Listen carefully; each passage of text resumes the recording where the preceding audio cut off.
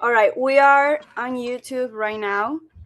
And since I know that you don't know each other, it would be nice if you, like, I don't know, like, say hi and introduce yourselves. What about you, Jose?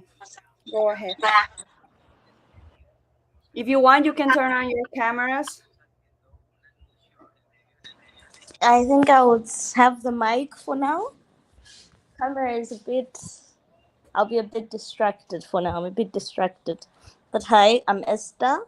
I'm 24. African. I'm from Tanzania, and yes, Angie knows me better.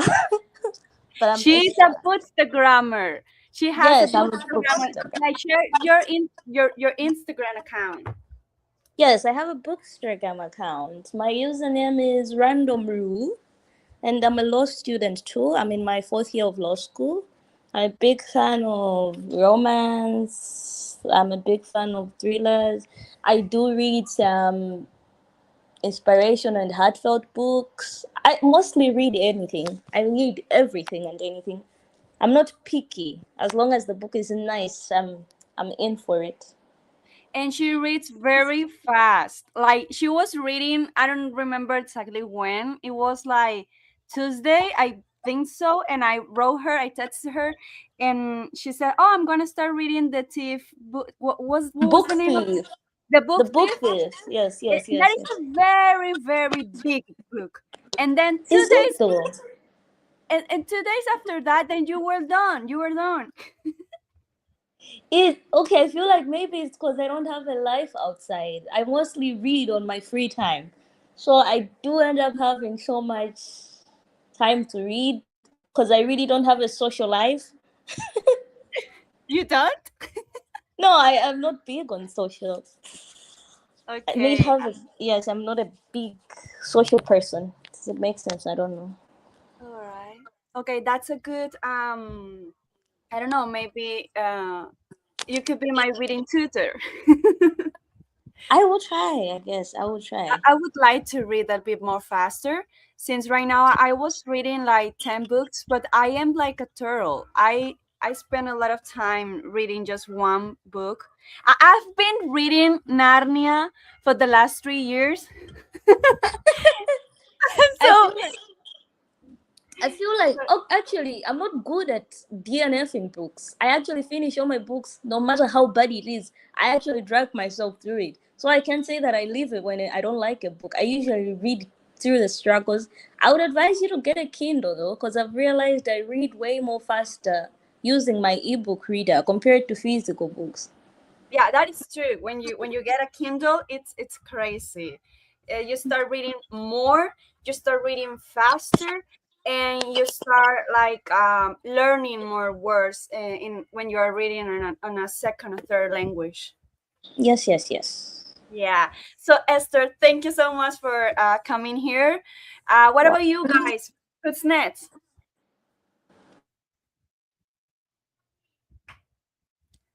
Xiomara, Jose,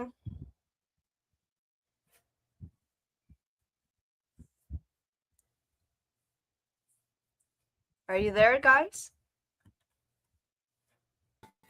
Yes, I think Sibara is having some problems. Um, but yeah, nice to meet you there. I already met Angie Michelle. Um, I'm 22 years old from Colombia. I haven't been for a while, like into books, and so this is like a great opportunity to be back on track and reading books, and especially this book. I think it's pretty cool. But yeah, I think that'll be all for me on my side. All right. And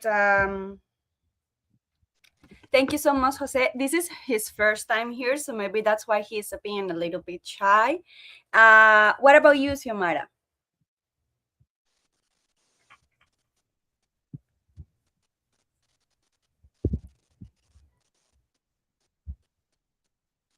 Hello, can you hear me there?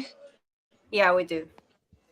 Okay. I don't know why my microphone is not working, but I will try to introduce myself. I know this amazing group because a couple years before I tried to join it, but I couldn't participate too much. But I'm happy to participate today. Um, for all of you, my name is Xiomara Sanchez. I'm from Colombia. I I like books. I don't know if the same like me, Andy Michelle, because she is the pro with reading. But I am trying to build that habit on myself. This is myself, and I'm happy to be here. Thank you so much for introducing yourselves. I know it's a bit hard sometimes when we are online and we don't actually meet each other, and it can be tricky. Also because this is for us. I don't know for you, Esther, but for us, this is our second language. So English for us is not like we are not like. I don't know. Sometimes it gets harder, or we can get insecure about that. Is English your second language or is your first language?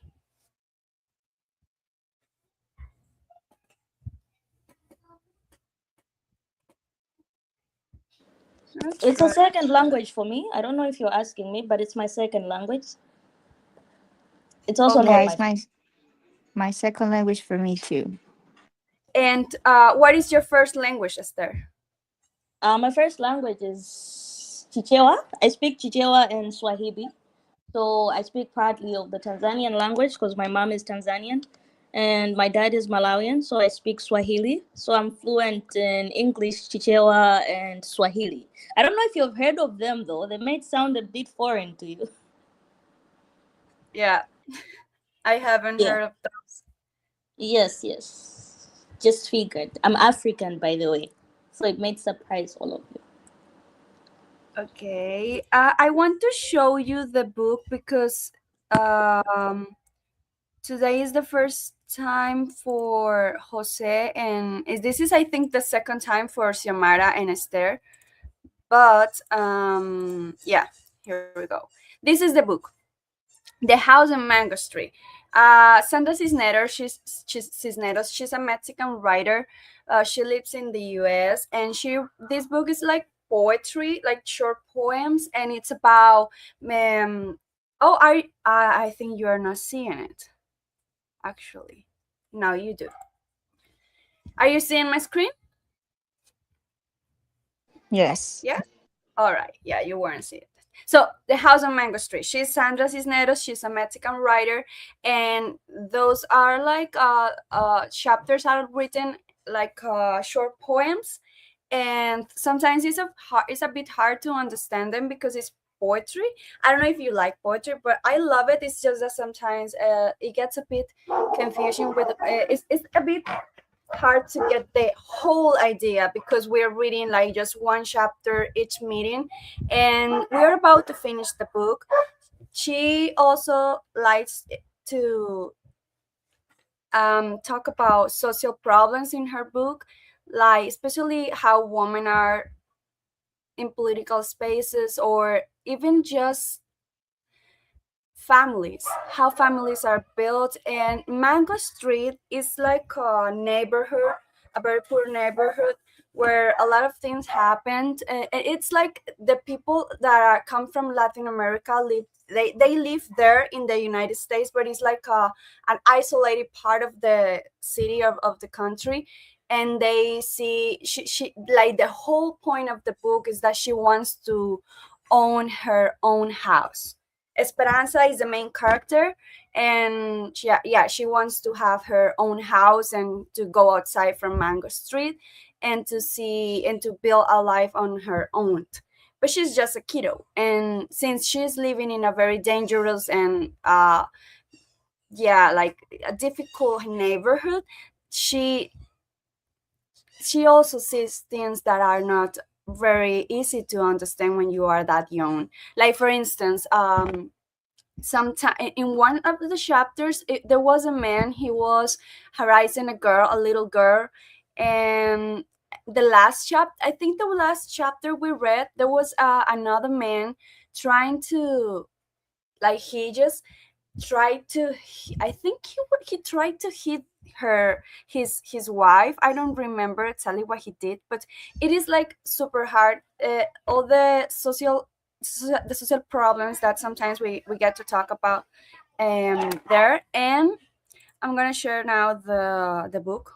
Mm. Dun, dun, dun, dun, dun.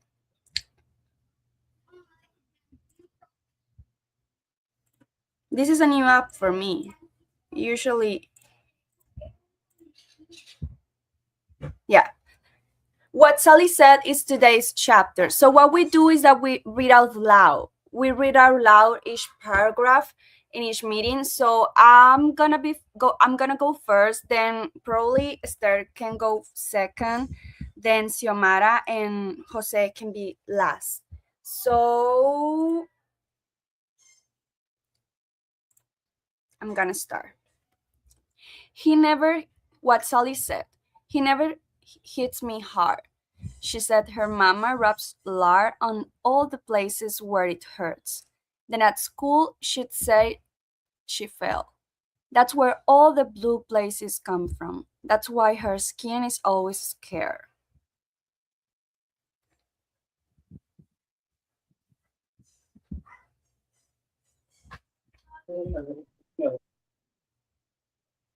Yeah, you go next.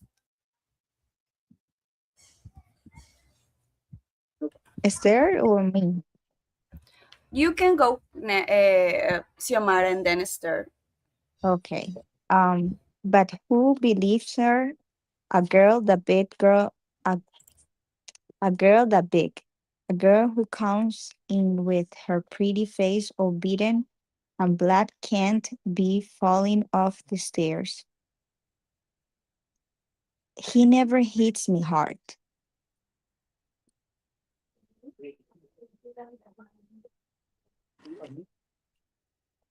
Okay, I think it's there the next one. But Sally doesn't tell about the time he hit her with his hands just like a dog. She said, like if I was an animal, he thinks I'm going to run away, like his sisters who made the family ashamed.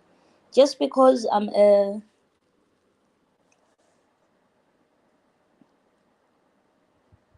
just because I'm his hands. That's how it goes. I don't know. I'm confused. Just because I'm into his hands. Okay. Okay. Oh, no, no, no, no. What? Just because I'm Yeah. daughter. I'm a daughter. Ah. Sorry. Okay. Yeah, just because I'm a daughter and then she doesn't say. Okay. Okay. Should we reread it, or we can go Yeah, ahead? I think we should. Okay. But Sally doesn't tell about that time he hit her with his hands, just like a dog. She said, like if I was an animal. He thinks I'm going to run away, like his sisters who made the family ashamed, just because I'm a daughter. Sally, oh, go Jose. It's your go next. And Sally was going to get permission to stay with us a little, and one Thursday she came finally with a sack full of clothes and a paper bag of sweet bread her mama sent, and would have stayed to except when the door came her father, whose eyes were a little from crying, knocked on the door and said, "Please come back. This is the last time." And she said, "Daddy," and went home. Then we didn't need to worry until one day Sally's father catches her talking to a boy, and the next day she doesn't come to school. And the next, until the way Sally tells it, he just went crazy. He just forgot he was her father between the buckle and the belt. I told, "You're not my daughter. You're not my daughter." And then he broke into his hands.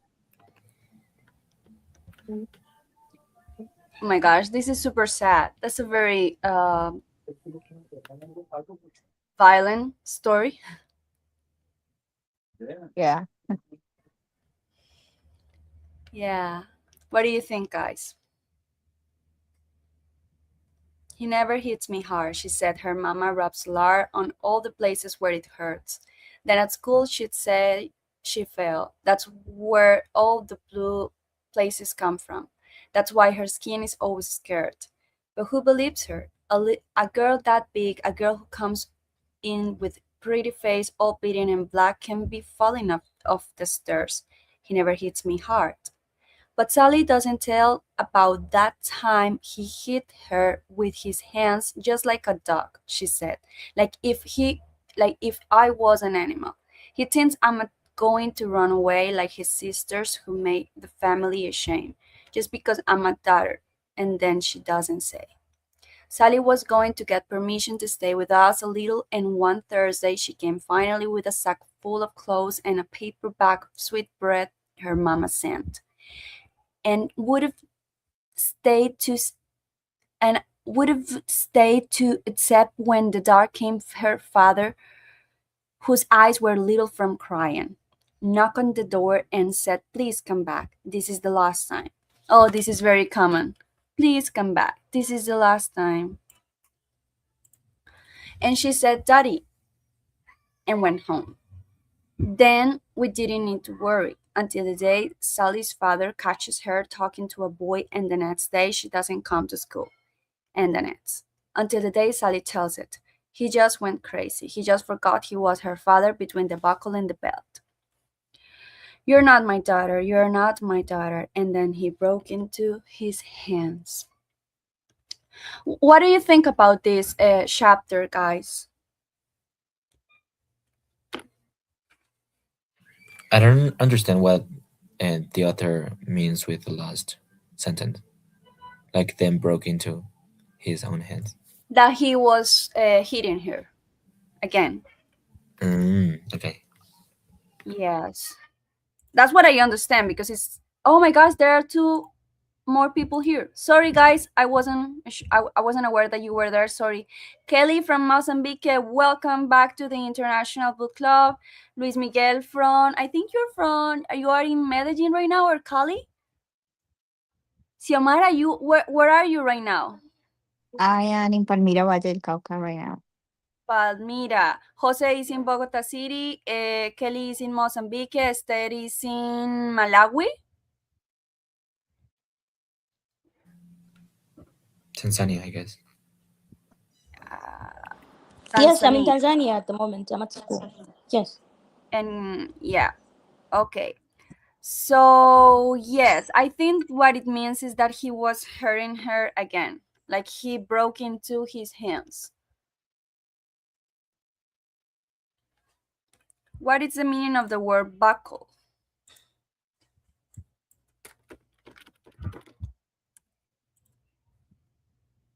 Mm, It's like a belt or something like that. Buckle is the, how do I explain it? It's like what tightens the belt. It's the seal on the belt. So it's like the buckle on the belt. The buckle is what seals the belt when you're tying it. Does it make and sense? yeah, and both things you use them for hurting someone. Hmm? And both things Yes. you, yeah. I feel like what they mean is when he was hitting her, he used the buckle and the belt, meaning that the solid part of the belt, which is made of metal, that means he hit her with that part together with the belt. Okay. Yeah, he was hitting her. And I don't know in your countries, but in Colombia this is very common. I don't know if nowadays, what do you know about it, Jose? Do you study about those statistics when you were college? But I did not, but I think it's pretty common in Colombia. Like it's been decreasing from time to time, but yeah, a lot of people still use violence to educate um, their children, which I don't think it's actually education, but yeah. I was talking to a mother. with I was talking to some friends, and then their mother told me, yes, you need to use belt and violence to educate your kids, otherwise they will not be good people. And I was surprised that she was saying that, because she is a very like I don't know, she's like like a public person, she's famous, and she was saying that, like, if that is normal. But I don't know, I have a question here. Yes, I don't like violence, I am against that, but don't you think that this new generation is kind of soft? Like everything hurts too much, and I don't know, if you go to the United States, we're talking about culture. And if you go to the United States, there's some videos, some funny videos on the internet, and they are like, I don't know, like how are Latinas mothers and how are American mothers. And then we see the difference between them, that the kids are more scared from Latinas mothers than from American mothers, and it's like in the United States, they are more afraid. The parents are more afraid of the kids. Do you know what I mean? No. Yeah, I can understand you. When I was in US, I remember I was working with kids, and it's because the law protect them there a lot. I think is that is the beginning of the fear, because they know the kids usually have the reason, so for say like that, because the laws always be in favor of the kids, of the children. That is why, because I remember me trying to care the kids, not like a Colombian typical mother, no with violence, but yes with that character. I don't know how to say it. With Yeah, try with to maybe to being strict and having some yes, rules at home and not always doing what they want. exactly. But I told with them, with the parents of the kids that I was caring, and they say like, yes, we agree with that because our kids need some discipline. But if they feel that that is not the way, we have to stop about it because they're thinking are first. And I was like, oh, it's a kind of weird, but thanks God, everything's going well with these kids. But I realized that in many families in United States, people thinks that when the kids feels afraid or when the kids say no, I don't agree with that, they have to respect that more than their own rules in how.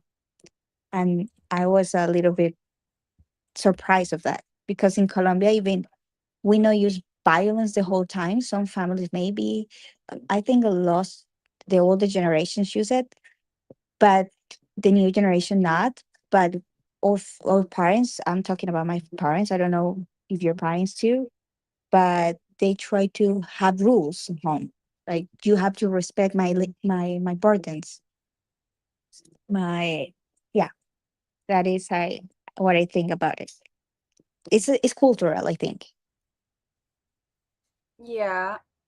What about your country? How is it in Mozambique or in Tanzania, Sterling Kelly?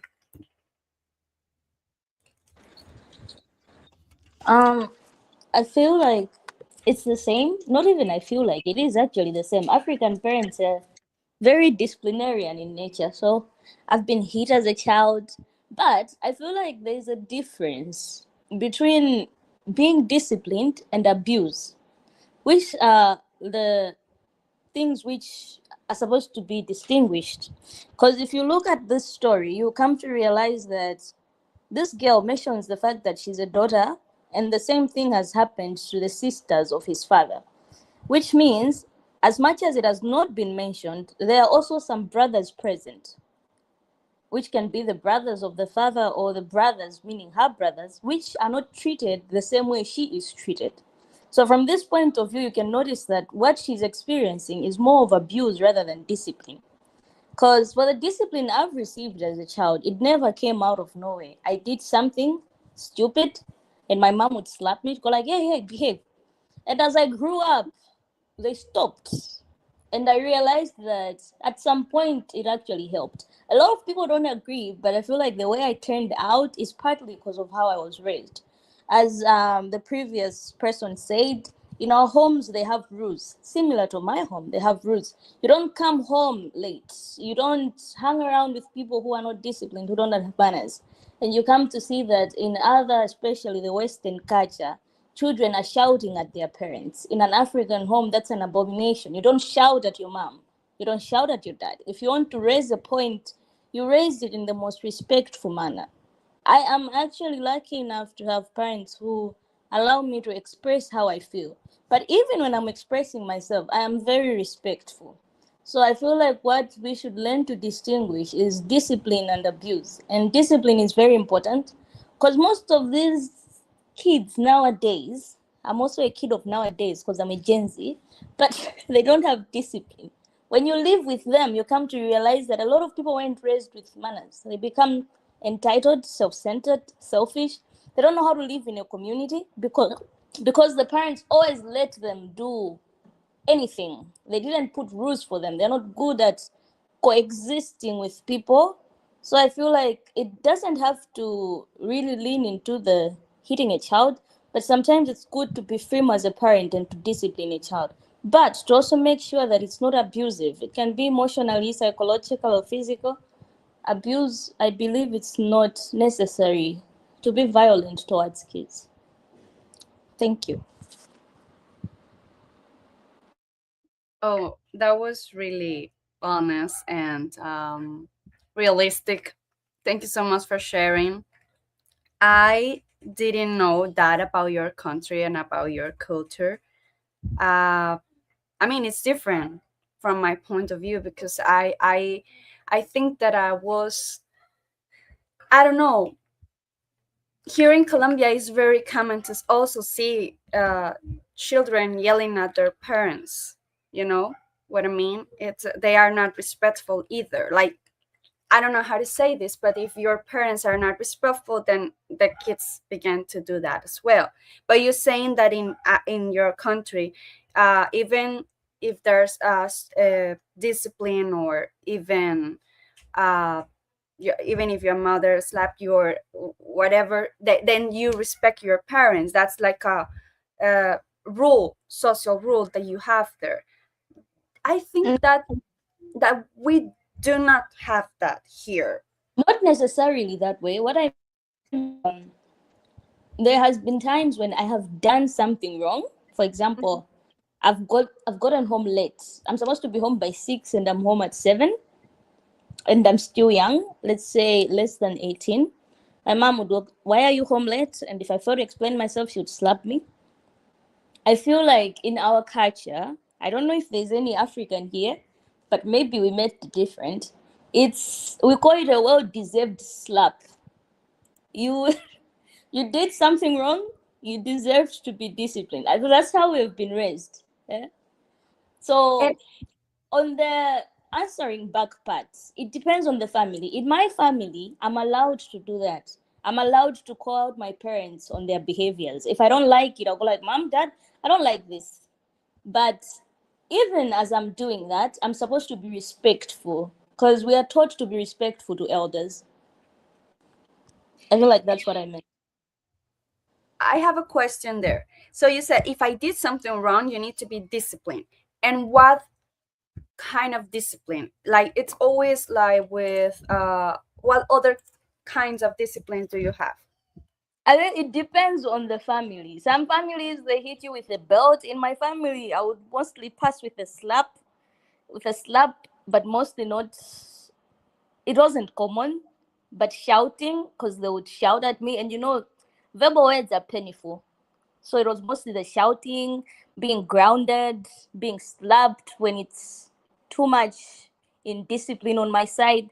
But it wasn't abusive on my side. I would like to believe it wasn't abusive because in Africa, it is really common for parents to discipline a child by slapping them, pinching them, throwing a slipper at them. Okay. Okay.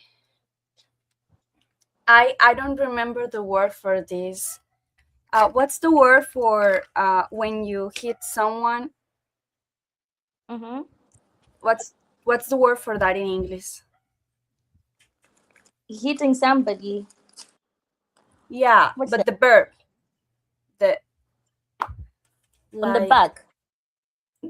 no like Beat, to beat. To beat someone. physical punishment. Well, in Spanish we have a word, but in English it's physical punishment. So what I was trying to ask you is that if that the physical punishment it's the only or the most frequent mechanism that you use to discipline people there. And I don't know about Kelly is not there anymore, but he's from Africa too, so I wanted to ask him as well, but I don't know what happened with Kelly. The most common one. Yeah, it is. Yes, it's very common. Very common actually. And I don't know, like I mean I think you have a very good oh someone got in. Someone new is here. Oh yeah, Kelly is back. Hey Yes. Kelly, are you able to your microphone is working? Yes. All right. Yeah, we got you. So I was asking if because Esther was sharing her story in Tanzania, and I wanted to clarify it also happens to you in Mozambique. Like physical punishment is the most um, frequent mechanism to discipline kids there, or which?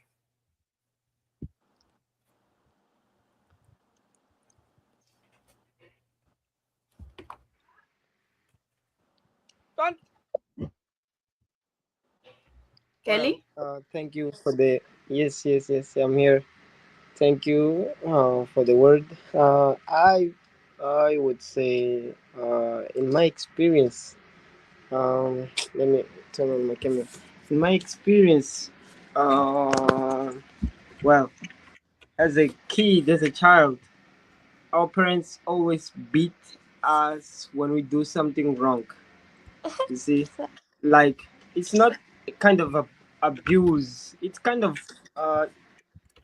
any discipline action. You see, because uh, when you're a kid, sometimes you do something without telling your parents, or you have a kind of a wrong behavior, a bad behavior. So for that to be corrected, you need to, yeah, you need to be beaten to have to. Yeah, guys, you're getting my point, eh? So that's it. But it's not abuse directly, because our parents did that, do that only to make us doing the things well correctly, you know. So that's my point of view, and that's all. Thank you for the word. Oh, all right. Jose, he was sharing some statistics in the chat. I am trying to share my screen to show you. So you can see it. Let me stop it here. And then stop screen. And then share screen. And then let me share this screen. Yeah.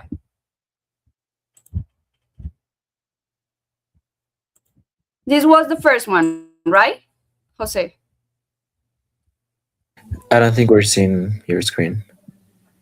Oh, sorry. All right. Yeah, yeah, that's the So, first one. fast facts violence against children widespread, affecting millions globally. So, you had this one, and you also. Every 4 minutes somewhere in the world, a child is killed by an act of violence. That's the first one. And the second one, well, let's start with which one you want to go first? There's like a bullet a list of points, like go down a little bit, and then you can see all the statistics summarized. Okay. Okay, give me a minute. Mm, mm, mm.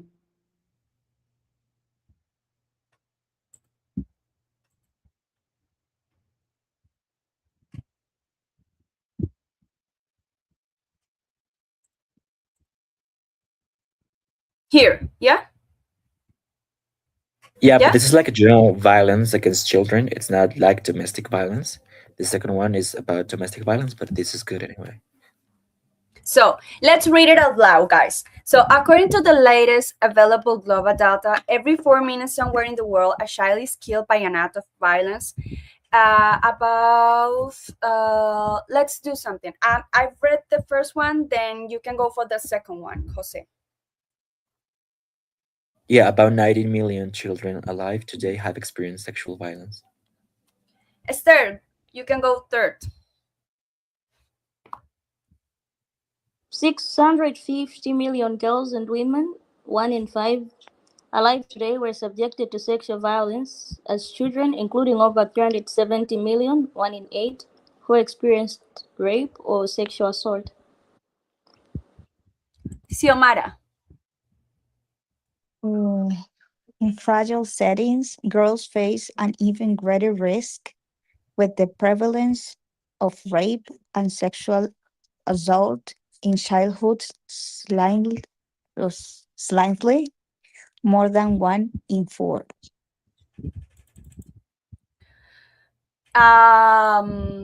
Luis Miguel.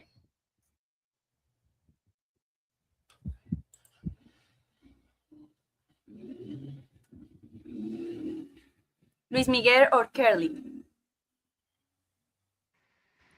Nearly 50 million adolescents girls aged 15 19 in 1 in 6 have been victims of physical or sexual violence by their husbands or parents in the past year. All right, Luis Miguel, are you there?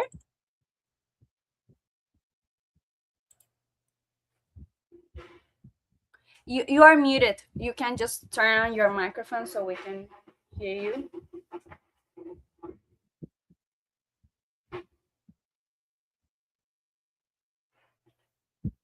I think he's muted, but he doesn't say it. So I'm gonna go for that one. For oh my gosh, numbers are hard for me. 400. How do you pronounce that number? No, 410. Yeah, is that way? I don't know. Yes, yeah, you're right. To 530 million boys and men, around 1 in 7 experience sexual violence in childhood, included 240 to 310 million, around 1 in 11, who were raped or sexually assaulted.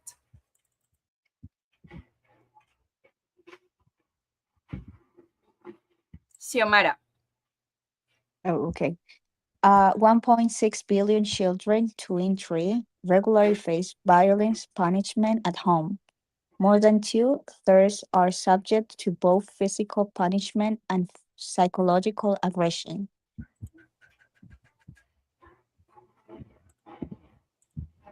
Oh my gosh, there you are, Jules. Welcome back to the International Book Club. We are reading about violence against children and talking about violence at home from parents. So, yeah, welcome to the International Book Club.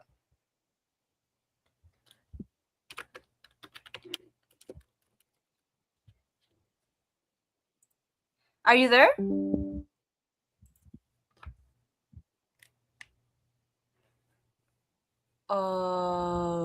We are not able, we can hear you.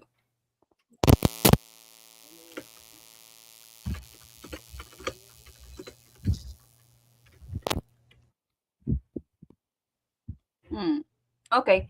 So, uh, Jose, go ahead. Violence takes lives of about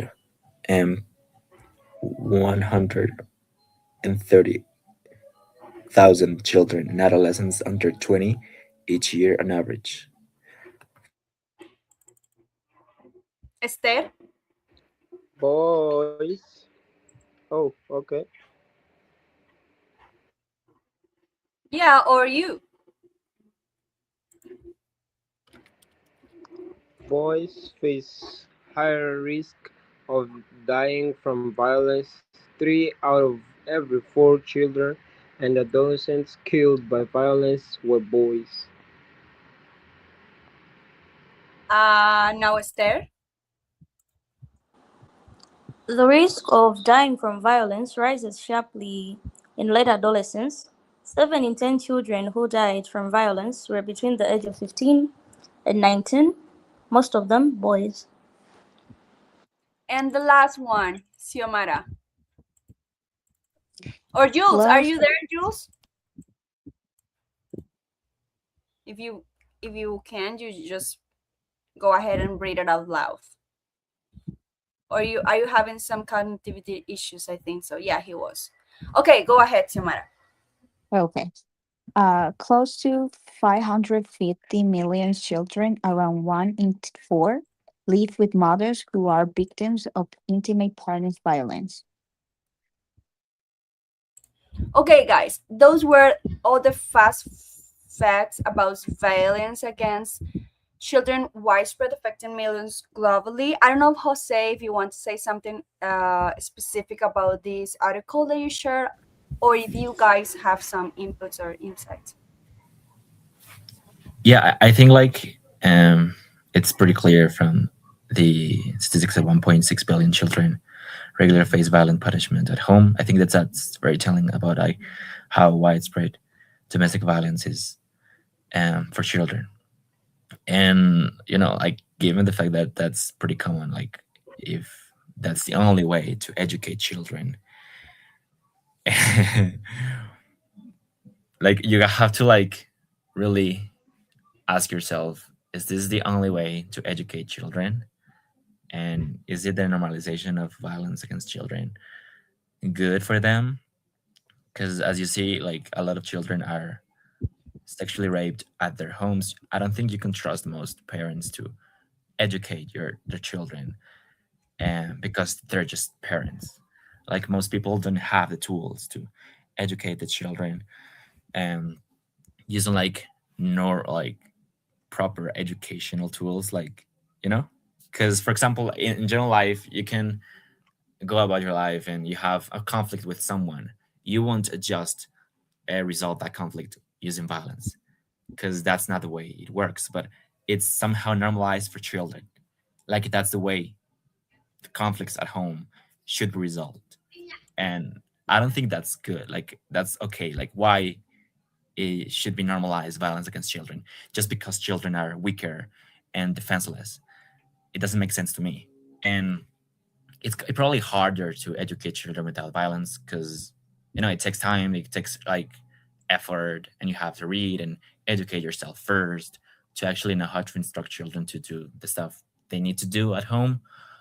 It's like the harder path, but it's the path that usually like has to be taken, because why should be again violence be tolerated uh, for children at home? It doesn't make sense to me. Like it doesn't make sense. Like when when you're in your normal life, you don't go about like resolving your conflicts,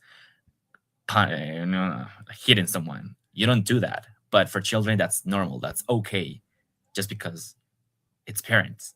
It's weird to me. I don't know.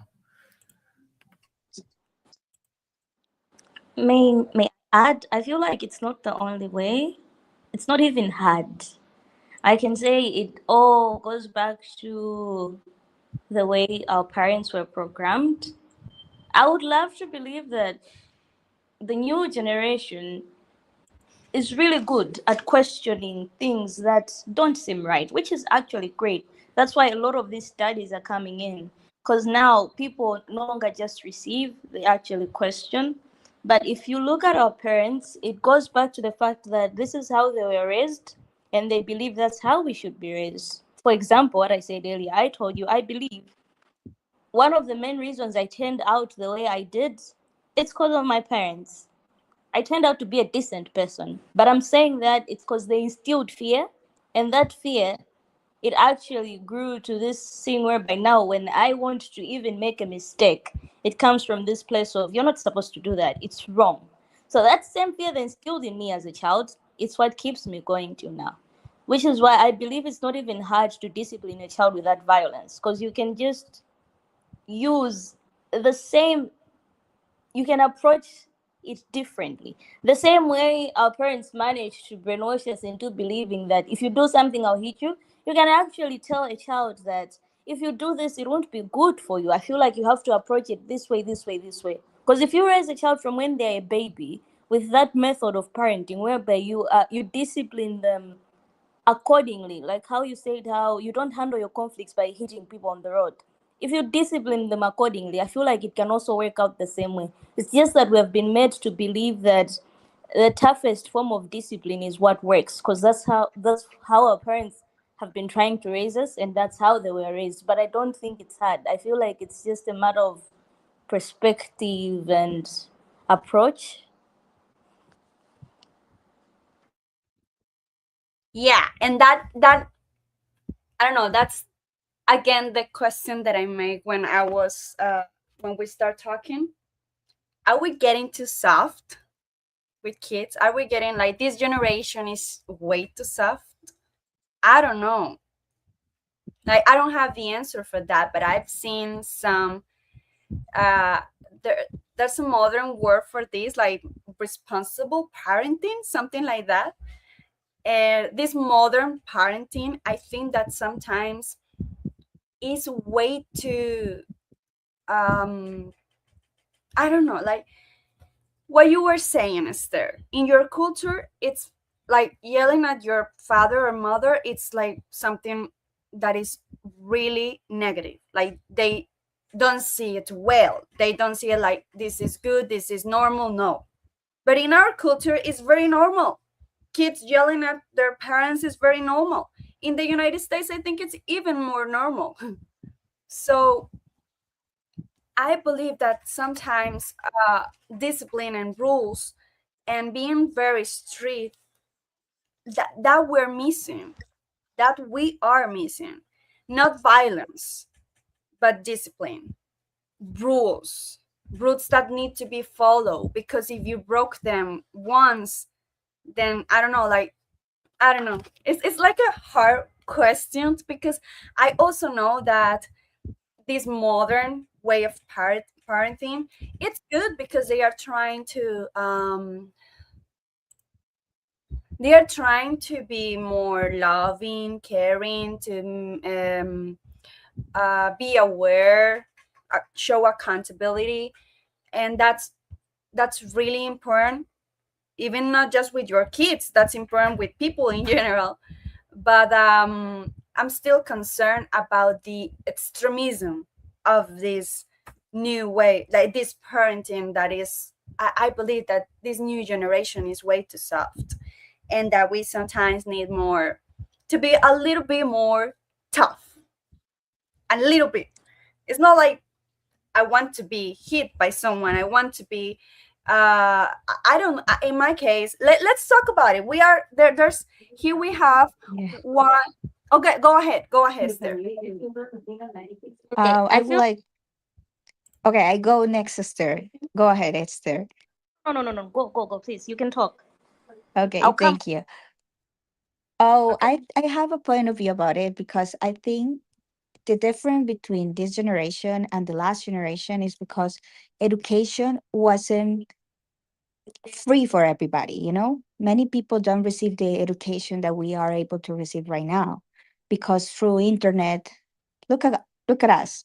We are having this discussion which is really um I don't know how to say, but it's really important for us. We are caring about this, you know, because we have this new media to help us to be educated through these topics. But our parents or go more older people like or grandparents or their parents maybe don't receive the same education that we are able to receive now. And I'm not talking to go to high school or college. I'm talking like to be able to go to internet and look for whatever you want to know and receive the information, and that helps a lot. But the thing with this new generation, I think, is that we are overthinking. And the major of parents in the world are overthinking. If I do this, I will develop, I don't know, a trauma in my kids. If I gel my kids, I want to they develop as a normal kid, as a health kid. And I think how Michelle said, we don't have to be extreme about how to receive the information. We have to have rule. I think we have to be 50-50. Have rules, discipline, and values in our homes to educate our children. But also we have to receive the education, but not for not overthinking, but to understand how works the education of the kids and the education how I think Luis Miguel say that we have to educate ourselves first too. I think that is an important point. That was my perspective about it. Okay, Thank so you. on my, I wanted to say what Michelle is saying. I think I'm used to Angie. What Angie Oh, is saying, guys, don't tell me Michelle or Angie. It's Angie Michelle. Angie Michelle. Okay, fine. Yeah, Okay, thank but you. I would like to point out what I think it's Jose. He said something that you have to educate yourself on these things. So I feel like what most of the parents now are lacking is the education. There are books for this, there is counseling for this, something which most of our parents don't believe in, going to therapy, family therapy. This is one of the most important steps you can take, because now what is happening is they want to leave the old ways of disciplining kids, which is hitting them. They want to approach it gently, but they don't know how to approach it gently, whereby you can discipline a kid without hitting them, but also making sure that they turn out to be upright as individuals in the society. And they are failing to do that. They're just going with the flow, which is causing too much discourse. Because you see, children nowadays, from my observation, they don't know how to coexist with others. I feel like some of us were safer, but if you look at the younger generation coming behind us, people who are 18 now, people who are 17, 16, 15, they don't know how to coexist in a community. They don't know how to withhold certain desires in order to be able to live with others. People are selfish, people are self centered. People believe that they matter more than the other person. People don't know what it is to have a duty of care. Yeah. So you see a lot of, that's why you said that I feel like this thing of gentle parenting, it's becoming too extreme because people don't have discipline. They don't know how to follow rules. I feel like you can't follow rules right now if you're not being raised in a place whereby it is important for you to follow those rules. You can't hit a child. You can remove privileges. I feel like there are a lot of ways to discipline a child. If she has tablet privileges, gaming privileges, for example, I have book privileges, and you want to discipline me, remove my books, remove my phone, remove my gadgets, and you tell me, I feel like you misbehaved, I'm removing this from you, because you keep forgetting that this is a privilege for you. And I'm giving you this because you have been quite disciplined and you deserve these things. But for now, I think like I should take them and you should reflect on your behavior. You look at parents now, they do that and the child starts throwing tantrum. I feel like we are failing the I don't have a child, but the adults are failing because they are not educated enough on these things.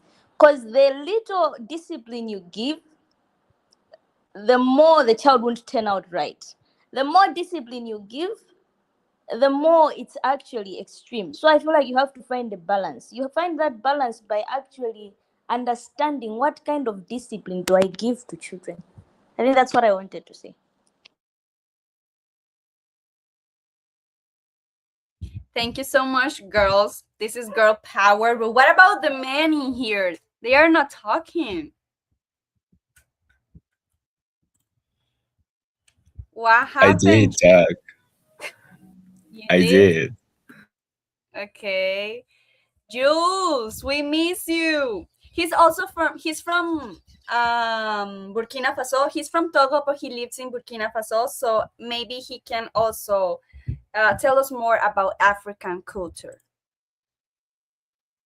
Go ahead, Yeah, Jules. hello. Can you hear me now? Yeah, we do. Okay. I think you are discussing an interesting topic. Yeah, coming to education nowadays, we can even talk about global education because uh, we are having almost the same issue regarding technology today, as you mentioned it in your species. You know, what you can see in this world nowadays is that the physical interaction is what is missing. Many people spend a lot of time on their screens. Now, talking about education related to children, I think when the kids they are just under 5, what we should not do is to make them in contact with screens. You know, the earlier the child gets into contact with screen, when they grow up, you will see that their education they will tend to use those tools, and which might be the source of conflict between uh, them and the parents. So talking about technology, because nowadays we cannot prevent the child to have access to those tools. Even when you try to prevent the child at home by force, maybe when they go among their friends, they go to school, they can have access to those tools. So what you have to do is to uh, let's say control the access to mobile phones when children are under 5. You can see even under 10, there are some kids.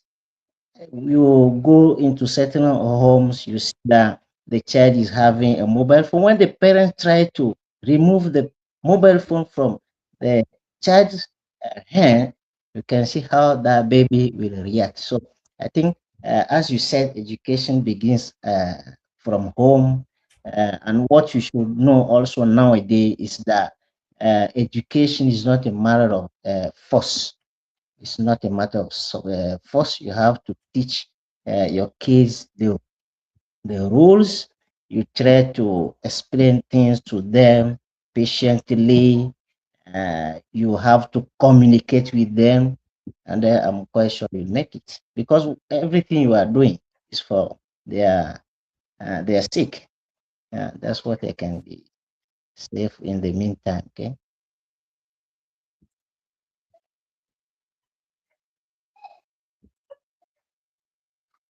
Thank you so much, Jules.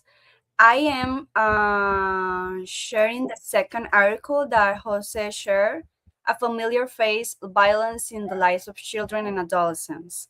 So I think this would be another helpful insight that we can just read a little bit to find another point of view. And thank you, Jules, for sharing. Thank you, Kelly. Thank you, Esther. Thank you, Somara. Jose, he said that he needed to leave now. But before we end today's discussion, let's read this short paragraph, the key facts. So I'm going to start. Key facts of familiar face violence in the lives of children and adolescents. Close to 300 million 3 and 4 children aged 2 to 4 worldwide experience violent discipline by their caregivers on a regular basis.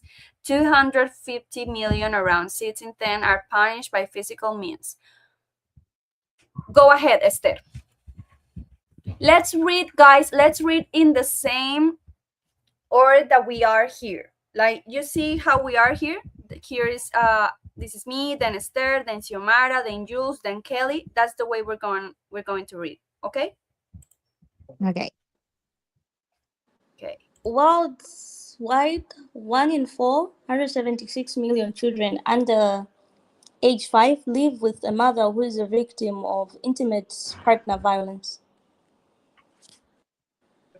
Worldwide, close to 130 million, slightly more than 1 in 3 students between the ages of 13 and 15 experience bullying. Okay, this is nice because they are talking more. It's not only like they Kids. are talking also, yeah, they are talking about the mother, about bullying, like school. Yeah. Okay, go ahead.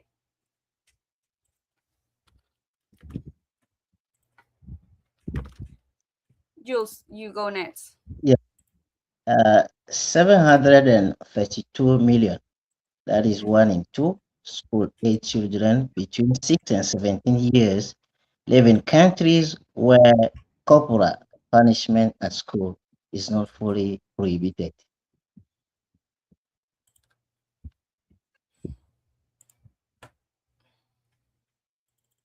Should I Go ahead, continue? Kelly. Okay.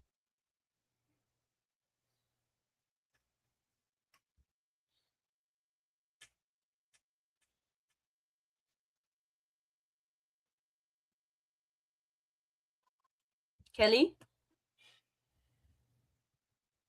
Kelly or Luis Miguel.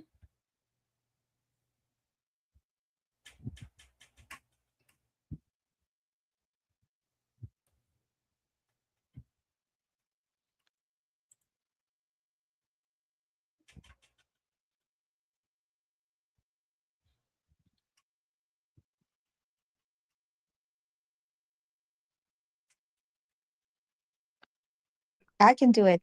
Just wait for them. Okay.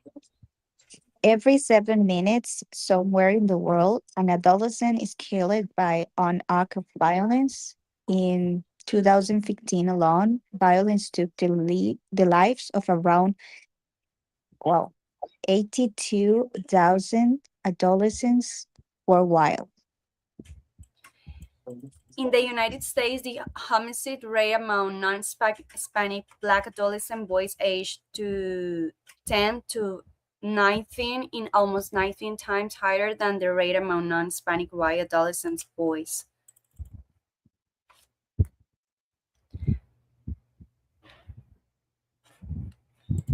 Jules. Okay. Yeah, worldwide, around 15 million adolescent girls aged 15 to 19 have experienced forced sex in their lifetime. Based on data from 30 countries, only 100% of adolescent girls who have experienced forced sex reach out for professional help. Okay, these key facts are worst. Are worse than the last ones we've read. This is very depressive, to be honest. Depressive because, like, for instance, this one. Look, 732 million 1 in 2 school age children between 6 and 17 years live in countries where corporal punishment, physical punishment at school is not fully prohibited. Like, have you ever watched this movie? Let me share with you.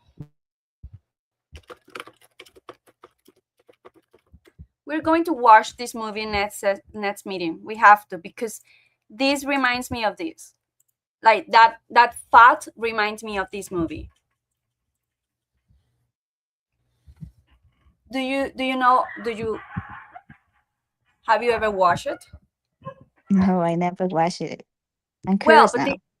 yeah, we have to because it is in super, like, it's unbelievable that nowadays we're still living in countries in a world where there are many countries that are still using violence or physical punishment in schools. That is, wow, that I don't like. We can talk about parenting all, all that you want because, yeah, the conversation is open, But I don't think that in schools this is an open conversation. We need to say no. In schools, you can't hit a kid. That's not something that we should be allowing as a society. So yeah, very, very, very sad to read this. 732 million school-age children between 6 and 17 years live in countries where physical punishment at school is not fully prohibited. Unbelievable. Which one did you hated the most, guys? I don't hate it the most, but I think the last one can go down, please.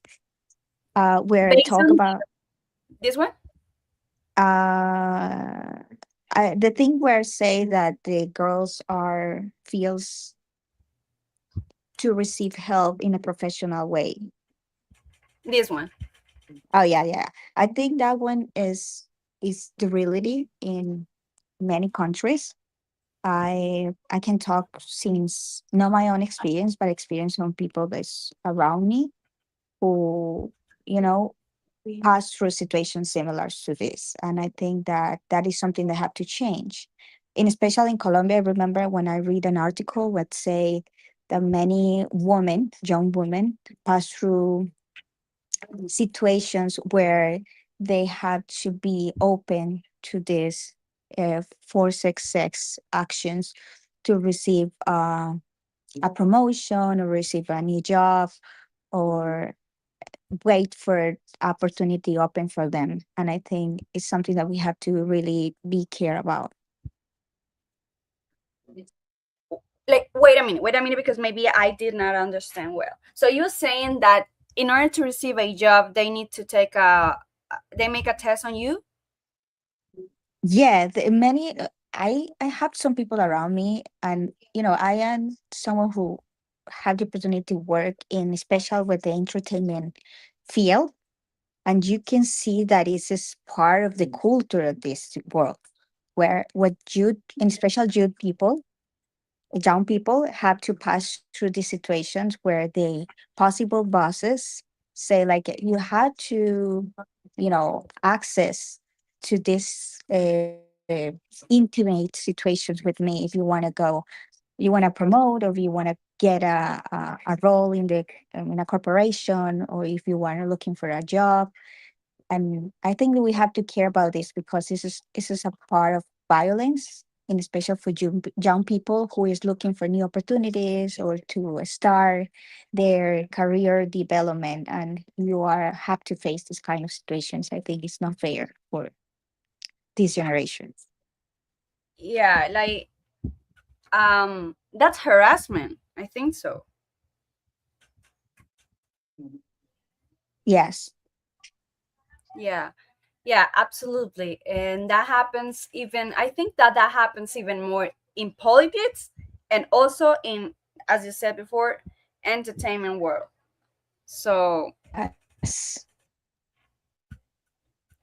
so it is that's really sad because as we read it here, based on data from 30 countries, only 100% of adolescent girls who have experienced forced sex reach out for professional help. And many times, those cases that you're talking about are very invisible. Like they don't speak. We don't get to know about those things. And if they try to talk, then society don't believe them, and there are Yeah. consequences. Yeah, that is Maybe the they point. lost their jobs. Yeah, go ahead.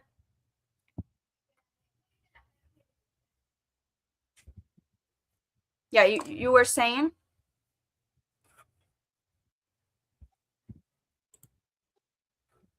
you were saying, Xiomara or Jules. I think someone was about to talk. Sorry. Yeah. No, I'm not talking anything. Okay.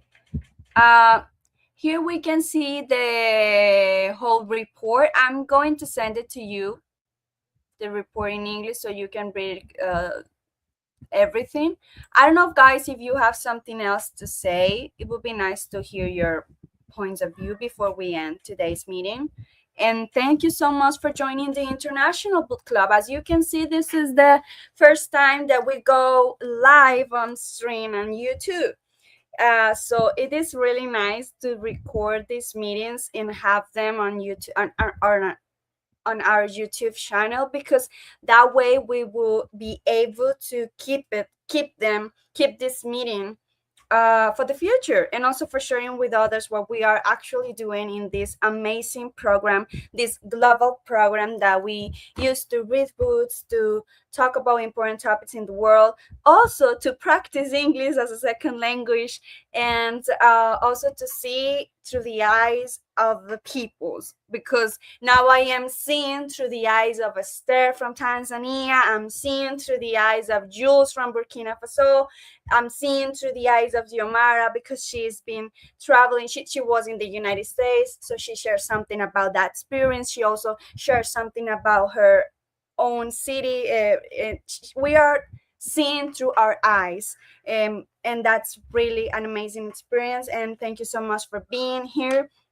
As you can, as you know, we have social media on Instagram. You can follow us at JL Fundación, and that's the word in Spanish for foundation. That's the name of the foundation that hosts this program. We have programs in Spanish, most of them. I think this is the first one that is completely and 100% in English, but we're thinking in opening a new one in French.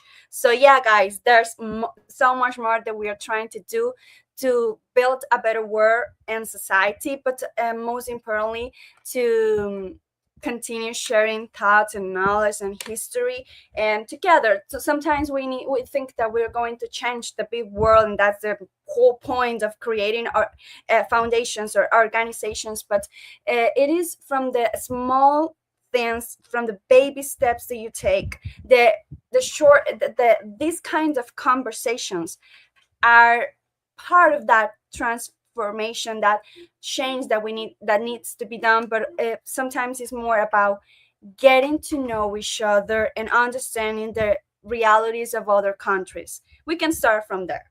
Before we change the world, we need just to understand the world, how it works, how other societies or communities live or experience the same problems, perhaps, or other problems that we can talk about it. So before we end today's discussion, someone else wants to say something, or we are done for today? Can I go? Yeah, go ahead, Khalid. I just want to congratulate for the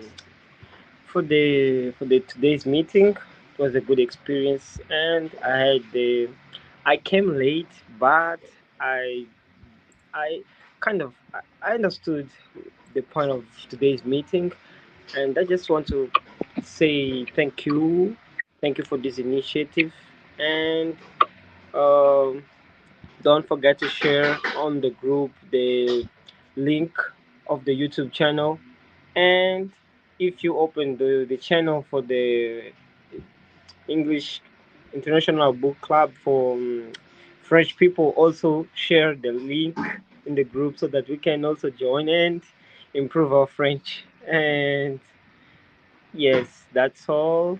That's all. And thank you, guys. It's nice to meet you all. Thank you. Thank you so much, Kelly. Thank you so much.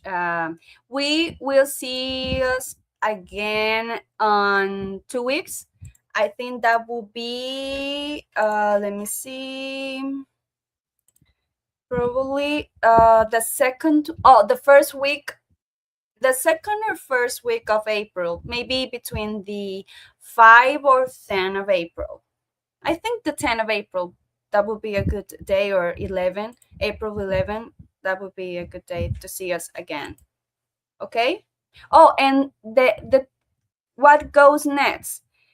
We're about to finish this book, but why will continue reading this book, I would like to do some presentations, guys, from each country. So you can, like, in the meeting talk about the country or the city where you live from or where you are right now, because sometimes we don't come from that place, but we live in that place and we have a lot of information about that community, so we can share it. So this presentation, in this presentation, we're going to do like we're going to share important facts about our community, but also to recommend literature. Like, we want to read international literature, like maybe a famous book from Burkina Faso, a famous, or if you have a Nobel Prize in Mozambique, then you can share your Nobel Prize with us, and we can read a bit about your book and about your author and writer, and get to know better your literature culture there.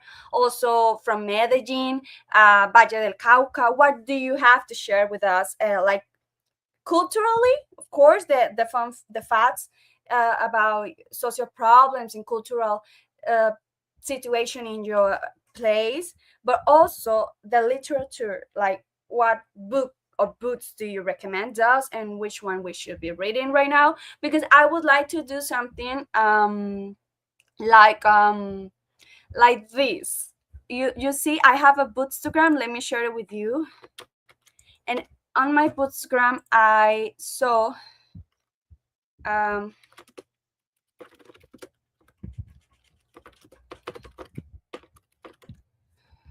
um let me share it with you. Angie Michelle.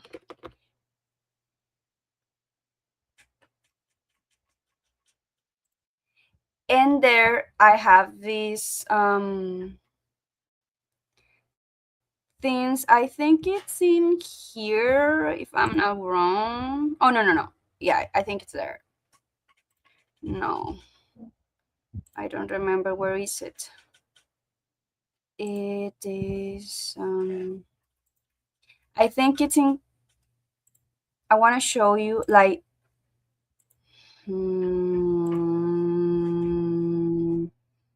yeah, I think it's here. So they have a book per country. So you can see it here. Yeah, here, look. Read around the world.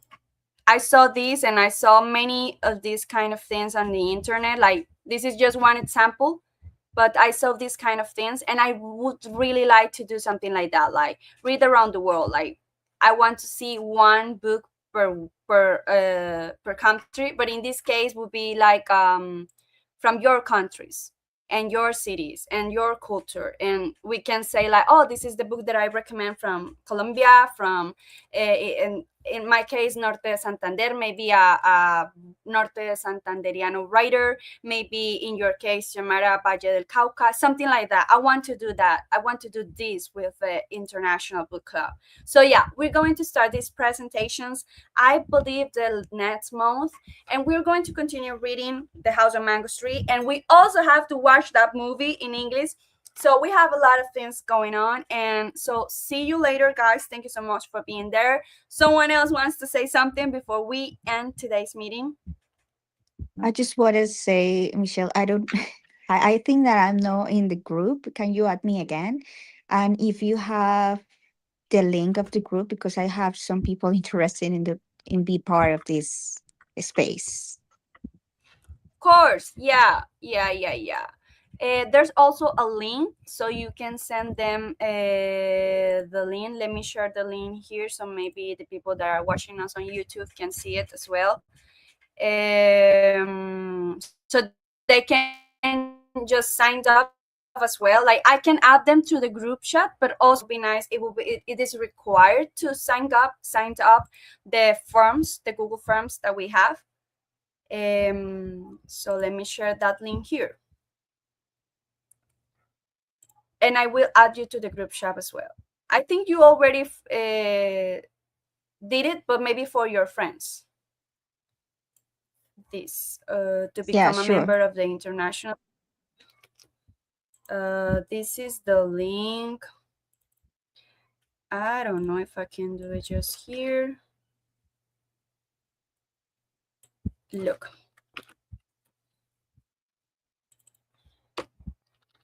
Here. Let me share it. Show. That's the forms. Become a member. That's the forms. And I'm going to share it also in the chat.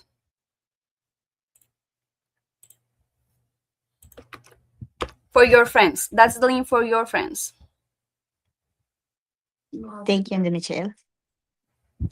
Okay. Okay, guys. Thank you so much for coming today, and see you next time. This was the International Book Club, the House of Mango Street. So thank you so much for coming and joining us today. See you in 2 weeks. All right. All Right, right. thank Bye you bye. so much. Bye. Take care, everybody. Bye. Bye. Have a good day. Take care, everybody. Bye. Bye.